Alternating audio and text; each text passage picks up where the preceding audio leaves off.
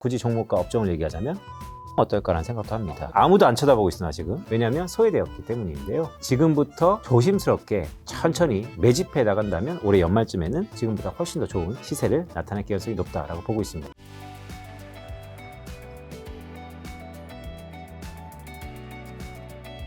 네, 빈센트 위원님과 함께하는 2월의 시간인데요. 굉장히 뜻깊은 날입니다. 오전장이 시작하고 얼마 안 되는 시간인데 오늘 드디어 코스피 6천 시대를 넘었습니다.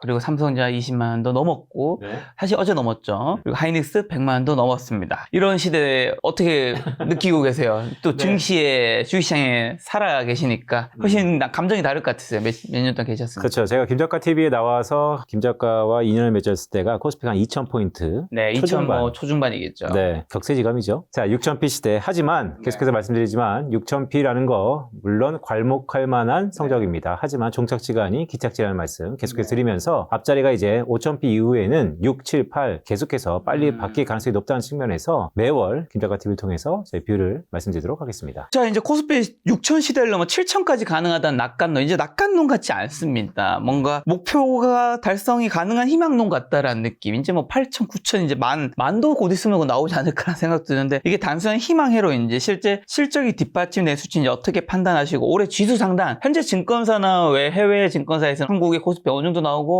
위원님 어떻게 보시는지요? 제 하나증권의 공식 뷰가 있습니다. 물론 뭐 여러 가지 시나리오 중에 지금 현재로서는 가장 최상의 시나리오 중에 하나인데요. 우리 코스피 지수가 7,900포인트입니다. 7,900포인트까지 갈 수 있다라고 전망을 하고 있고 지금 현재 기준으로 여의도에서 가장 높은 전망치를 제시하는 하우스입니다. 7,900. 자, 그럼 지수 상승 이끈 핵심 동력은 아무래도 뭐 크게 세 가지겠죠. 이재명 정부의 정책 드라이브 당연히 있을 거고요. 통화 완화 기대, 반도체 실적 개선들이 꼽힐 텐데 그 외에 혹시 요인들이 있는지랑 만약에 앞에 요인이 다르면 이 동력들은 언제까지 유효할까요? 네, 일단 실적이라는 건요. 계속해서 돈을 벌고 있다는 거. 하지만 돈을 버는 가운데 메모리 반도체가 계속해서 그 중심에 있다는 게 매우 중요하고요. 자, 그렇다면 이것의 끝자락은 어디까지 될 수 있을까? 물론 뭐 미래는 아무도 알 수 없죠. 하지만 최근에 하이퍼스케일러들이 계속해서 AI 투자를 하고 있다는 것이 결국 우리 메모리 반도체의 수혜가 앞으로도 이어진다라고 할 수 있고요. 자, 엔비디아 실적 발표가 코앞입니다. 엔비디아 실적 발표 좋겠죠? 자, 그렇다면 매출에 대한 증가율도 여전히 우리 메모리 반도체에 대한 기대감을 이어갈 수 있는 가장 큰 원동력이다.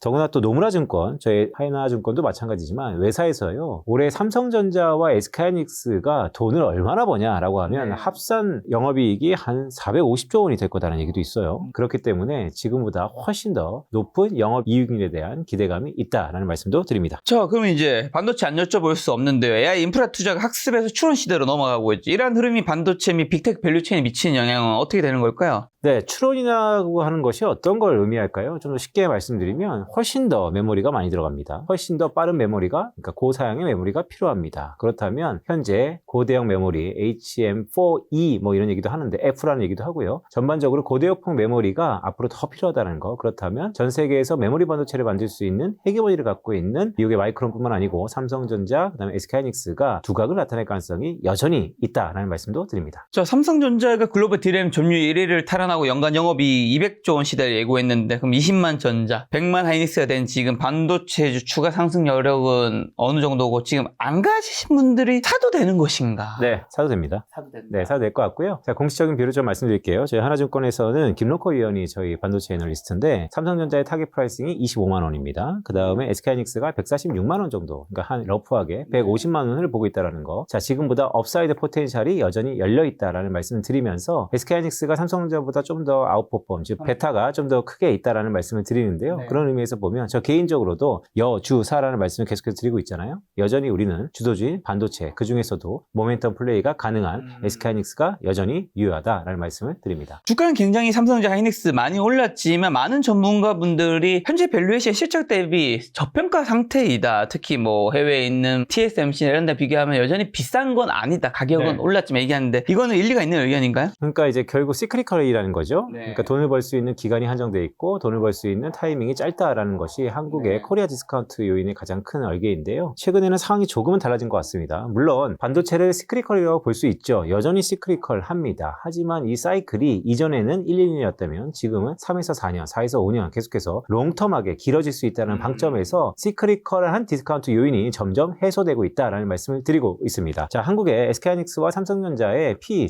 밸류에이션이 한 10배 정도의 코스피 지수의 밸류에이션 밸류에이션을 보고 있는데요. 그게 미국처럼 뭐 20배, 25배가 아니더라도 지금보다 리레이팅, 좀 더 부가가치를 둔다면 훨씬 더 높은 수준에서 우리는 주가를 볼 수 있다라는 말씀도 드립니다. 이번에 삼성전자가 HBM4를 세계 최초로 양산했다는 소식이 있었는데 그러면 앞으로 삼성전자가 HBM4에서 주도권 가져갈 수 있을까요? 삼성전자 그러면 우리가 초격자라는 얘기를 많이 들었었죠. 한때 HBM은 삼성전자가 SK하이닉스한테 초격자 역할을 뺏긴 거는 사실입니다. 하지만 절치부심해서 새로이 HBM4 시장에 노크를 하고 이미 진입을 했죠. 자, 지금부터는 매기 효과라는 말씀을 계속해서 드리고 있습니다. 경쟁은 좀 더 나은 긍정적인 효과를 나타내는 측면에서 저는 삼성전자 물론 두각을 나타낼 수 있고 최근 20만 전자가 되는 그 가운데서 삼성전자가 저평가되었다라는 얘기는 올드 패션일 것 같아요. 이제는 저평가는 국면보다 앞으로 초격자의 지위를 다시 한번 갖추는 삼성전자가 될 수 있다라는 말씀도 드립니다. 저 삼성전자가 주가가 또 많이 오른 것 중에 하나가 범용 디램 가격이 급등한 것도 있는데 이 DDR5 마진이 HBM 추월할 수 있다는 분석도 있는데 이런 수익성 역전 형상이 주가에 미치는 영향은요? 화면을 보시는 것처럼 DDR4 여기서 16기가지만 제가 8기가짜리 현물가를 갖고 왔습니다. 지금 한 35달러를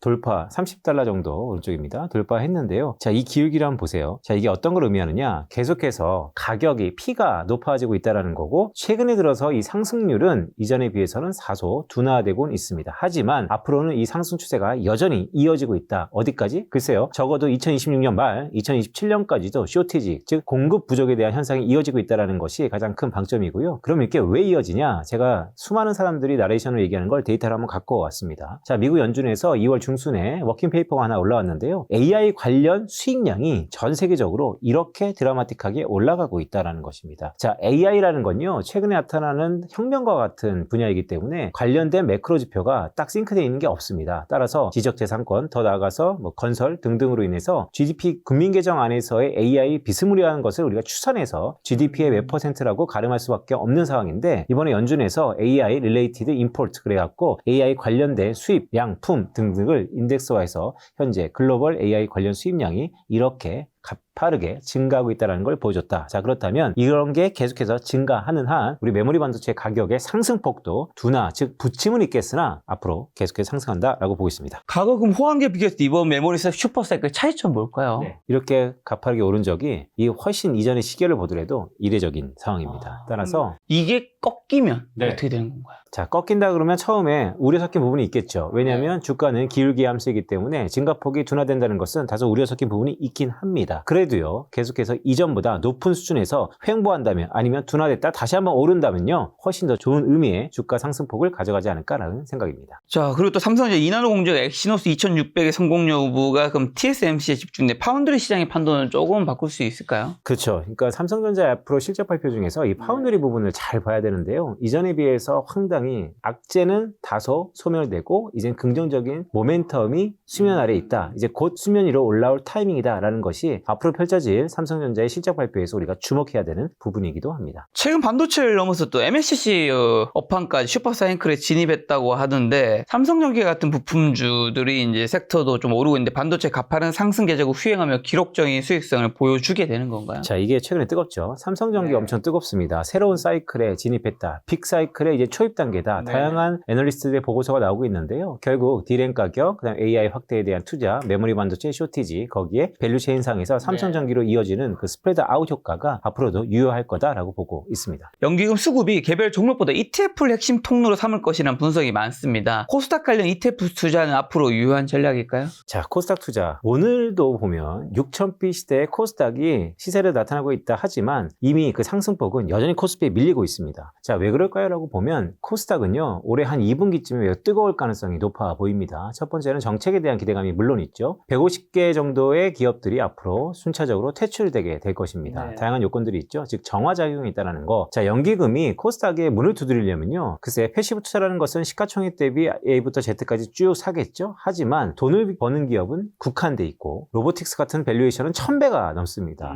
즉 데이터를 보고 투자하기에는 다소 어렵다라는 부분이 있는 거죠. 따라서 코스닥은 개별적인 기업으로 종목으로 접근하기보다 인덱스 투자가 좀 더 리즈너블, 즉 합리적인 투자가 아니다라는 생각을 개인적으로 갖고 있고, 따라서 코스닥 지수 기술에 대한 투자는 연기금이 정책적인 드라이브에 의해서 연기금 자금이 들어올 가능성이 높다라고 보고 있습니다. 자, 그것도 2005년에서 2008년 펀드 열풍기, 2020년 동학개미 운동 당시에도 자금 유입이 주가를 앞지를 때 조정이 또 찾아오게 됐는데 현재 유동성 증가 속도는 어느 지점에 와 있을까요? 네, 화면 한번 보시죠. 자, 코스피 지수가 6,000포인트를 증가하는 상황에서 고객 예탁금, 즉 시장에 돈이 얼마나 많냐? 네, 104조 원입니다.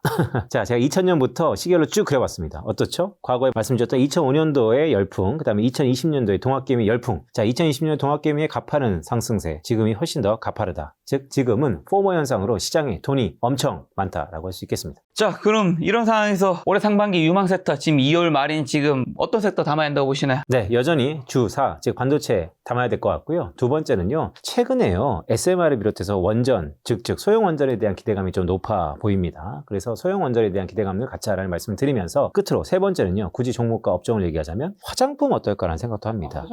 네, 화장품 왜냐면요, 제가 지난달부터 계속해서 말씀드리죠. 아무도 안 쳐다보고 있으나 지금. 왜냐하면 소외되었기 때문인데요. 그런데 주가가 그 기업의 펀더멘털, 즉 돈을 번다면 반드시 주가는 펀더멘털에 수렴한다는 측면에서 보면 화장품에 대한 돈을 버는 가능성, 또한 한국의 13개 대표 품목들 중에 수출 증가율은 여전히 증가하고 있거든요. 그런 측면에서 보면 화장품이 살짝 소외되었지만 앞으로 지금부터 조심스럽게 천천히 매집해 나간다면 올해 연말쯤에는 화장품도 지금보다 훨씬 더 좋은 시세를 나타낼 가능성이 높다라고 보고 있습니다. 따라서 여주사 여전히 반도체, SMR 비롯한 원전, 화장품 이 세 가지를 주의 깊게 보자라는 말씀을 드립니다. SMR이라고 하면 뭐 중소형주보다는 아무래도 대부분 사람들이 알고 계시는 네. 대형주. 맞습니다. 우리가 대형주라 그러면 뭐 현대건설, 내우건설, 건설업체가 아닙니다. 최근에 원전을 하고 있고요. 또 한전기술 등등이 있다라고 할 수 있겠습니다. 자, 방금 건설회사 건설이 아니라는 게 SMR 관련해서 건설회사를 투자하지 말라는 의미인 건지 이제는 뭔가 기업이 색깔이 변하고 있다는 의미인 건 좀 헷갈리실 것 같아요. 네, 좋은 질문이신데요. 현대건설, 건설하는 회사였죠. 대우건설, 건설하는 회사입니다. 하지만 건설보다 훨씬 더 이제는 원전하는 회사로서 자리매김하고 있다. 자, 그 기업이 건설에서 원전으로 피버팅하고 있다. 새로운 밸류에이션을 부각받고 있다라고 할 수 있겠습니다.